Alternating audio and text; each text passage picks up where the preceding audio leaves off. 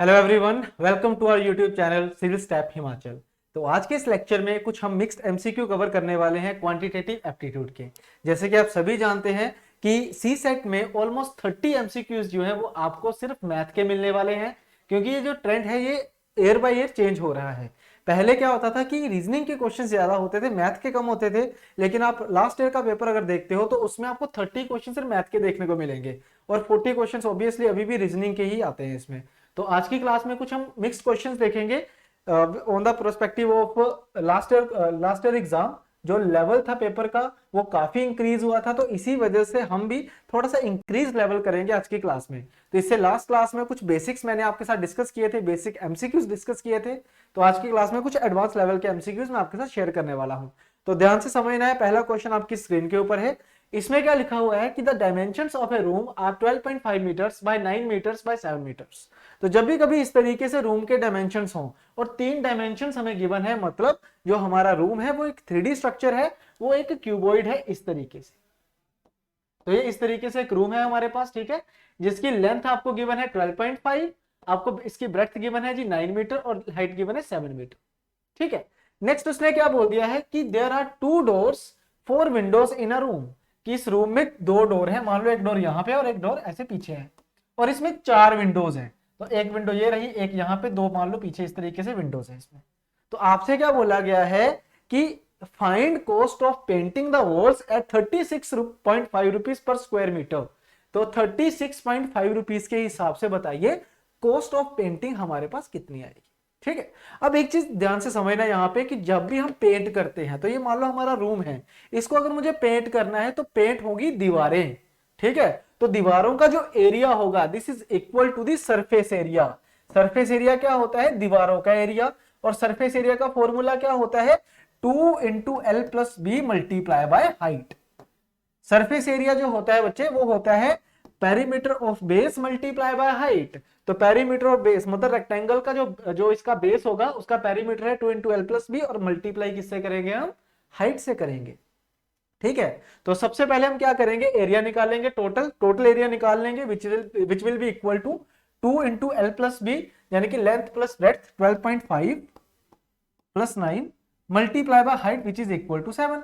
तो इसको जब आप सोल्व करते हो तो this will be equal to 12 plus 9 21, 21.5 into 2 करेंगे तो 43 रहेगा, and 43 into 7 will be equal to 301 metre square. तो 301 है, ठीक है, मीटर क्यूब स्क्वायर। तो ये आ गया हमारे पास टोटल एरिया। बट अगर आप ध्यान से देखो तो ये जो हमारे पास विंडोज है या फिर ये जो रूम, अपना रूम का जो डोर है, इस पे तो पेंट नहीं होगा।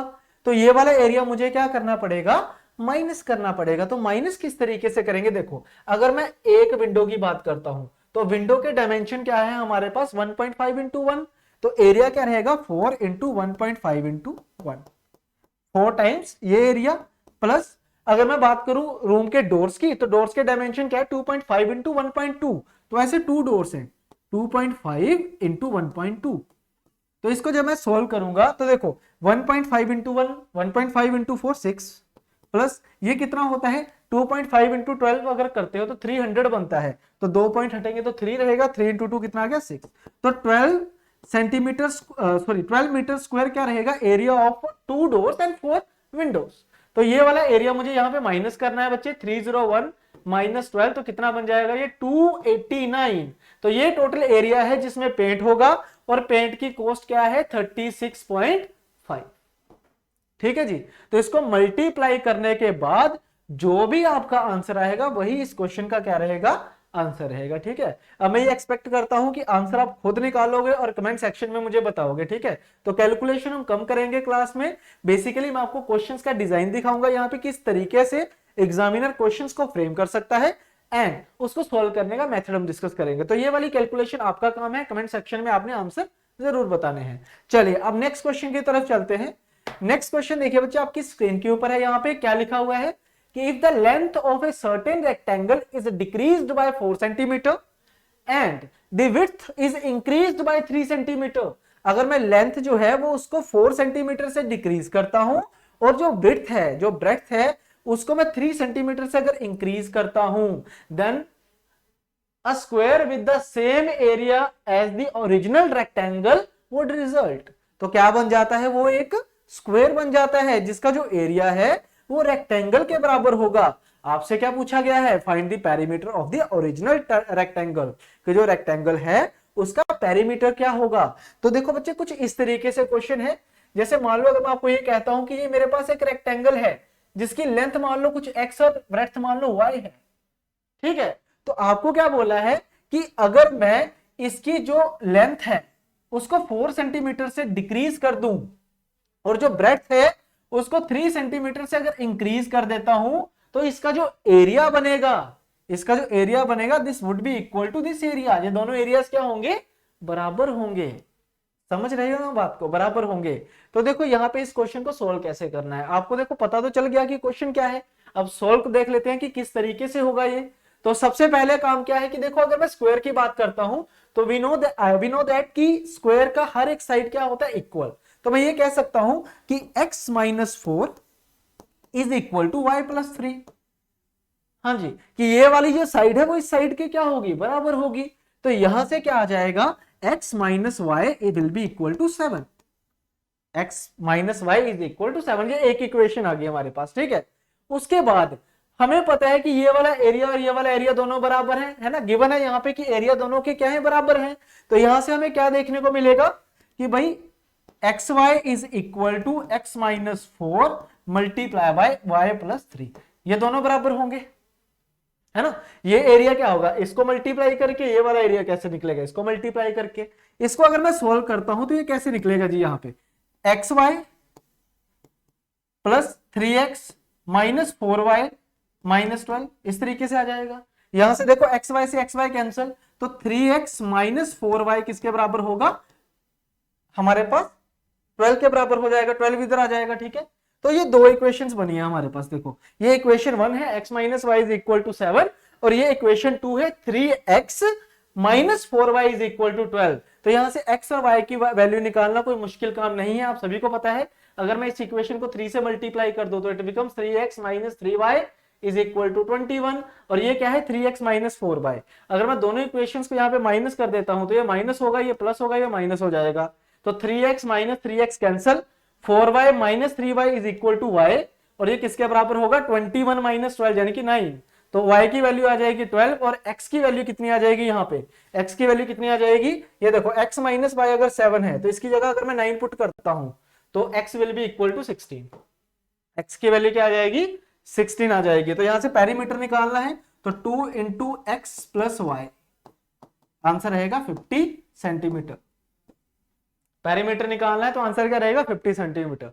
तो बिल्कुल एग्जाम ओरिएंटेड क्वेश्चन है, इससे मुश्किल तो कुछ आएगा नहीं आपके एग्जाम में, ठीक है। तो जो हाईएस्ट लेवल रहता है सी सेट का वो कुछ इस तरीके से क्वेश्चंस को रिप्रेजेंट करता है, ठीक है। चलिए अब नेक्स्ट क्वेश्चन की तरफ चलते हैं। नेक्स्ट इसमें क्या कह रहा है आपको कि if the radius of 3 concentric circles. अब कंसेंट्रिक सर्कल्स क्या होते हैं इसको समझना, ठीक है। अब 3 कंसेंट्रिक सर्कल्स है वो ऐसे होंगे,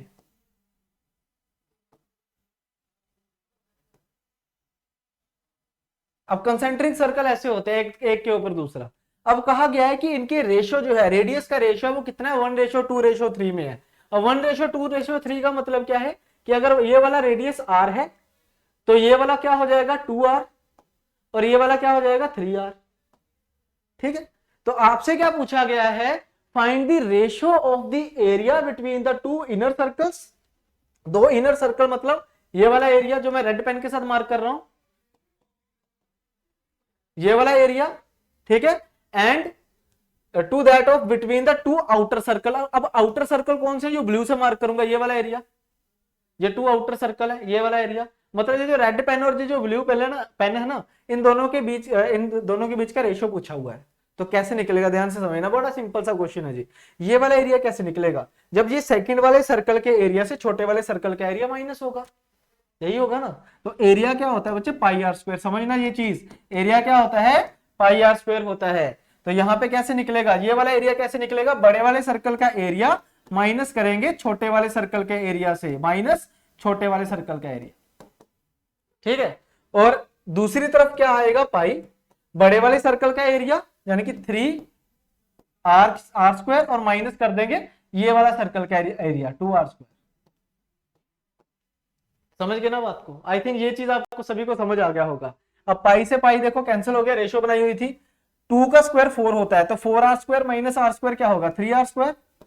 यहां पे क्या होगा 3 का स्क्वायर 9, तो 9r square minus 4r square कितना हो जाएगा 5r स्क्वायर। तो यहां से आर स्क्वायर से आर स्क्वायर कैंसिल, आंसर कितना रहेगा 3:5। आंसर क्या आ जाएगा यहाँ पे 3:5 आ जाएगा। तो आई होप ये क्वेश्चन भी आप सभी को अच्छे से समझ आ गया होगा, ठीक है ना। चलिए अब नेक्स्ट क्वेश्चन पे चलते हैं। नेक्स्ट क्वेश्चन देखो जी, अब ये वाले क्वेश्चन हमने करे हुए हैं। ऐसा क्वेश्चन जब मैंने मेंसुरेशन पढ़ाया था ना आपको, उसमें भी कराया था, बट ये उससे एक स्टेप ज्यादा है। अब इसमें क्या चीज एक्स्ट्रा है वो भी समझ लेते हैं। आपको क्या बोल दिया कि 4 horses are tied on a 4 corners of a square field having side 14 centimetre. मतलब ये स्क्वायर है, साइड 14 सेंटीमीटर है और 4 horses को इस तरीके से बांधा हुआ है, तो ऐसे चलेंगे ना वो इस तरीके से। तो आपको क्या बोल दिया गया है आगे कि भाई they were able to grave the area accessible to them for 11 days। मतलब ये वाला जो एरिया है ना, ये वाला एरिया 11 दिन में खट जाते हैं खत्म, वो ये वाला एरिया 11 दिन में खत्म कर जाते हैं, वो ग्रेज कर जाते हैं, खा जाते हैं, ठीक है, जो घास उगा हुआ है इसमें, ठीक है। आपसे बोला गया है for how many days is the ungrazed area sufficient for them. तो बताइए जो रेड में मैं अभी मार्क कर रहा हूं ना, दिस इज अनग्रेज्ड एरिया, तो ये बताओ कितने दिन के लिए सफिशिएंट होगा उनके लिए, ठीक है। तो बेटा इसको करने के होते हैं 2 तरीके, इसको समझने की कोशिश करना। एक तो अगर आपको अनग्रेज्ड एरिया पता है कैसे निकालना है, तो अनग्रेज्ड एरिया क्या होता है 6/7 आवर्स के, जो आपको बताया हुआ है वैसे, ठीक है। अगर मान लो नहीं भी आ तो कोई फर्क नहीं पड़ता इससे ज्यादा कुछ। तो देखो ये जो 11 दिन है ना, 11 दिन में कौन सा एरिया वो कंज्यूम करते हैं, ये वाला 1 2 3 4। अगर आप ध्यान से देखोगे तो 90 डिग्री 90 डिग्री 90 डिग्री 90 डिग्री, तो 360 डिग्री हुआ, यानी कि एक सर्कल। तो एक सर्कल का एरिया क्या होता है पाई आर स्क्वायर। आर की वैल्यू कितनी आएगी, अगर पूरा जो साइड 14 है तो हाफ साइड कितनी हो जाएगी हमारे पास 7। मतलब 11 डेज में 154 मीटर स्क्वायर ये कंज्यूम कर जाते हैं, ग्रेज कर जाते हैं ना, खा जाते हैं। तो 11 डेज में 154 मीटर स्क्वायर हो गया। अब अनग्रेज्ड एरिया क्या होता है 6/7 आर स्क्वायर, तो कितना है जी 42। तो आपको ये पता करना है कि 52 मीटर स्क्वायर को कंज्यूम करने के लिए कितना टाइम लगेगा। तो 154 की वैल्यू 11, तो 42 की आपने निकालनी है, ये है क्वेश्चन बेसिकली, ठीक है। बट अगर मान लो ये फॉर्मूला याद नहीं है तो कोई बात नहीं। तो देखो 154 तो हमारा वो है जहां पे हॉर्सेस पहुंच सकते हैं, बाकी बचा कितना होगा, इस पूरा स्क्वायर का जो एरिया होगा विच इज इक्वल टू 196, इसमें से अगर आप ये वाला एरिया माइनस कर दोगे फिर भी आपका अनग्रेज्ड एरिया ही आएगा, फिर भी आपका अनग्रेज्ड एरिया आएगा। अगर ये चीज नहीं याद तो इस तरीके से भी हो सकता है। तो यहाँ पे देखो 154 के लिए लगते हैं 11 दिन, एक के लिए लगेगा 11/154, और 42 मीटर क्यूब स्क्वायर अगर एरिया कवर करना है तो मल्टीप्लाई क्या करेंगे 42। तो भाई ये 14 से कैंसिल और ये 3 से कैंसिल, आंसर आएगा इसका 3 डेज। आंसर क्या आ जाएगा 3 डेज। मतलब पहले तो यही था कि ये पूछते थे 42 मीटर स्क्वायर, अब स्टेप थोड़े से बढ़ा दिए उसने। अब क्या बोल दिया उसने कि बताओ अनग्रेज्ड एरिया में है ना, इसको हॉर्सेस को घास खाने के लिए कितना समय लगेगा, अगर ग्रेज्ड एरिया में 11 डेज लगते हैं तो इस तरीके से क्वेश्चन बन जाते हैं। चलिए अब नेक्स्ट क्वेश्चन देखो। नेक्स्ट क्वेश्चन है हमारे पास प्रोबेबिलिटी का, ठीक है। तो ऐसे क्वेश्चन भी एग्जाम में पूछे जा सकते हैं, क्योंकि इससे पहले जब भी क्वेश्चंस पूछा गया है वो कॉन्ट्राडिक्शन का पूछा गया है। ये वो टाइप है कॉन्ट्राडिक्शन बेस्ड क्वेश्चंस वाला, कॉन्ट्राडिक्शन बेस्ड क्वेश्चन, ठीक है। अब ये मैं क्यों करवा रहा हूं आपको यहां पे, क्योंकि लिखा क्या होता है जनरल मेंटल एबिलिटी। तो जनरल मेंटल एबिलिटी में आपका प्रोबेबिलिटी का भी क्वेश्चन बन सकता है, तो फिर ये वाला क्वेश्चन भी आपको आना ही चाहिए, ठीक है ना। तो एक ऐसा क्वेश्चन है वो जो बिना प्रोबेबिलिटी की भी आ सकता है ना, क्योंकि परसेंटेज का यूज हो रहा है, तो इसको समझना थोड़ा सा कैसे करना है। कहता ए जो है वो सच बोलता है 60% केसेस में, और बी जो है वो 70% केसेस में सच बोलता है। तो 60% क्या होता है 3/5, तो 3/5 केसेस में अगर सच बोल रहा है तो 2/5 केसेस में वो झूठ बोलेगा। उसी तरीके से बी जो है अगर वो 70% मतलब 7/10 केसेस में अगर सच बोलता है तो 3/10 केसेस में झूठ बोलेगा, ठीक है। आपसे बोला गया है कि what is the probability that they will say the same thing while describing a single event, या फिर अगर उसने प्रोबेबिलिटी को इंक्लूड नहीं करना तो वो ऐसे लिखेगा in how many cases they are likely to convince themselves narrating same incident, इस तरीके से भी पूछ सकता है वो, ठीक है। तो करना कैसे है, देखो इसको दो कंडीशंस बनेंगी, एक होगी कंडीशन 1, एक होगी कंडीशन 1। समझना ध्यान से, कंडीशन 1 की बात कब होगी, सेम चीज अगर वो बोल रहे हैं, मतलब जब ए सच बोलेगा तो बी भी सच बोलेगा, ठीक है। यानी कि A speaks truth and B speaks truth.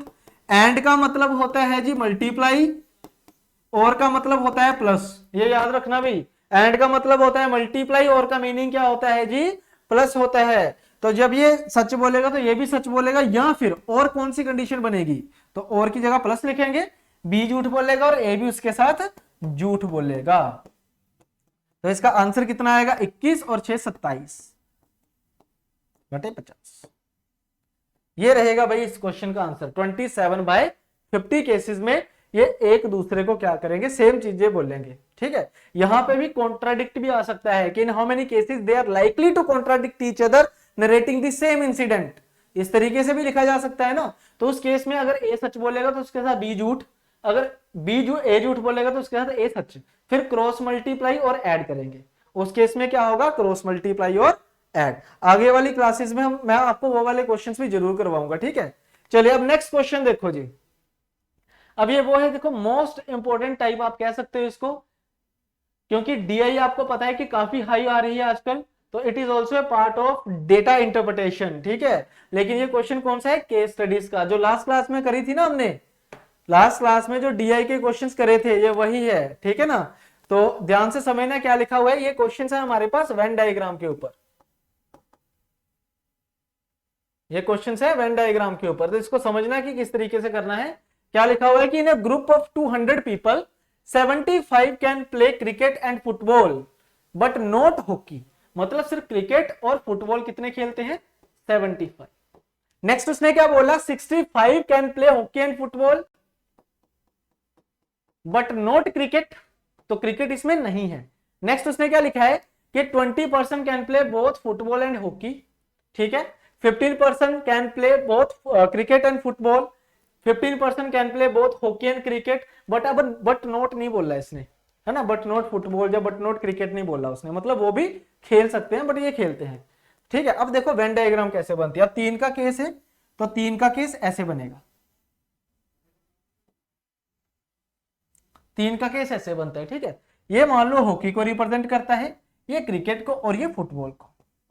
अब क्वेश्चन पढ़ना ध्यान से, क्या कह रहा है। सबसे पहली चीज इसने क्या बोला है कि 5% कैन प्ले ऑल 3 गेम्स, कि 5% ऐसे है जो तीनों गेम खेलते हैं, तो तीनों गेम यहाँ पे, तीनों गेम है यहाँ पे, ठीक है जी, 5 लिख दिया मैंने यहाँ पे। उसके बाद उसने क्या बोला है कि भाई यहाँ पे अगर हम पढ़ेंगे, यहाँ पे 20% can play both football and hockey, 20% can play both football and hockey, तो फुटबॉल और हॉकी, मतलब ये वाला जो हिस्सा है ना, ये पूरा 20 के बराबर है।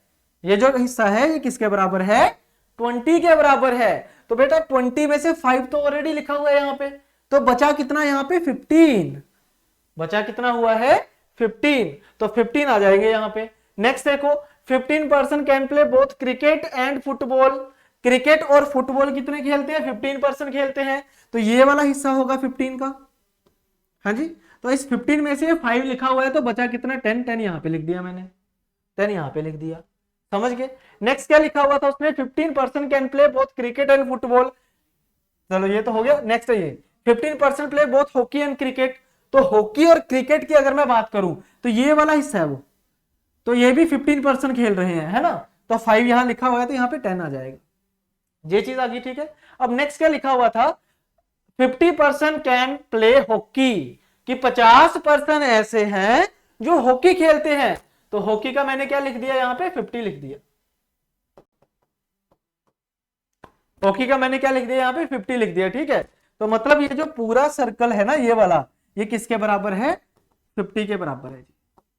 द होल सर्कल जो है ये हॉकी के लिए था ना, तो ये पूरा 50 के बराबर है। तो मैं क्या करूंगा, देखो ये पूरे सर्कल में 15, 5 और 10 ये तो ऑलरेडी आ रखा है, 15 + 5 20, 20 + 10 30, तो बचा कितना, 20, 20 यहाँ आ जाएगा। ये वो प्लेयर्स हैं जो सिर्फ और सिर्फ हॉकी खेलते हैं, ओनली हॉकी, है ना। अब नेक्स्ट देखो जी, आपको क्या बोला था, क्रिकेट और फुटबॉल 75 खेलते हैं, तो क्रिकेट और फुटबॉल की अगर हम बात करें, सॉरी पहले हॉकी एंड फुटबॉल देखते हैं ना, तो हॉकी और फुटबॉल कितने खेलते हैं 65, तो हॉकी यहाँ पे 20 और यहाँ पे 10 भी है जो क्रिकेट वाले हैं, तो 30 हो चुका है। इनमें से कोई नहीं लेना क्योंकि ये वाले फुटबॉल भी खेल रहे हैं, और क्वेश्चन में क्या लिखा हुआ था कि भाई ये वाले जो है वो हमारे पास फुटबॉल नहीं खेलते थे।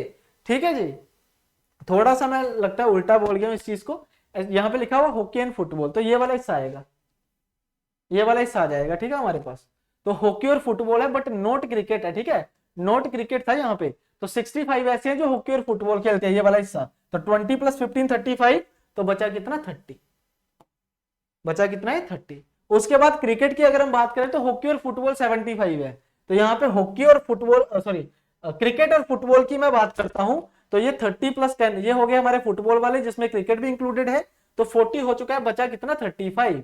तो 35 क्या खेलते हैं यहाँ पे क्रिकेट, 35 क्या खेलते हैं यहाँ पे क्रिकेट। तो इस हिसाब से बनेगी हमारी Venn diagram. I hope Venn diagram बनाना सीख लिया होगा आपने। अब टोटल देखो 200 थे हमारे पास जी, टोटल 200 आपको गिवन था। ठीक है, और कितने पीपल हैं जो कोई ना कोई गेम प्ले करते हैं, प्लेयर्स कितने हैं यहाँ पे अगर देखा जाए तो काउंट करो यहाँ पे इन सबको, अगर आप काउंट करते हो 30 + 20 कितना हो गया जी, देखो 30 + 20 हो गया 50 60 70 70 + 40 कितना हो गया 110, और 110 + 15 कितना हो गया 125। तो प्लेयर कितने हैं 125, और जो नहीं खेलते नॉट प्लेड वो कितने आ जाएंगे 75।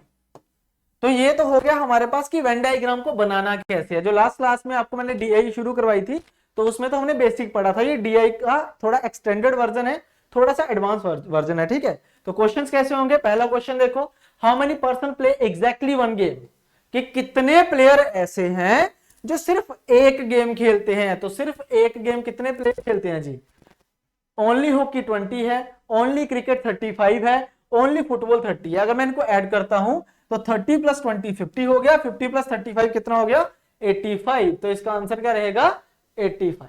तो 85 प्लेयर ऐसे हैं जो सिर्फ एक गेम खेलते हैं।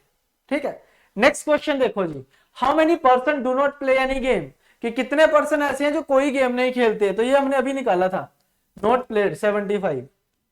ठीक है, तो 75 प्लेयर ऐसे हैं जो कोई गेम नहीं खेलते। ठीक है, नेक्स्ट देखो जी, how many person play exactly 2 games, कितने प्लेयर्स ऐसे हैं जो एग्जैक्टली 2 गेम्स प्ले करते हैं।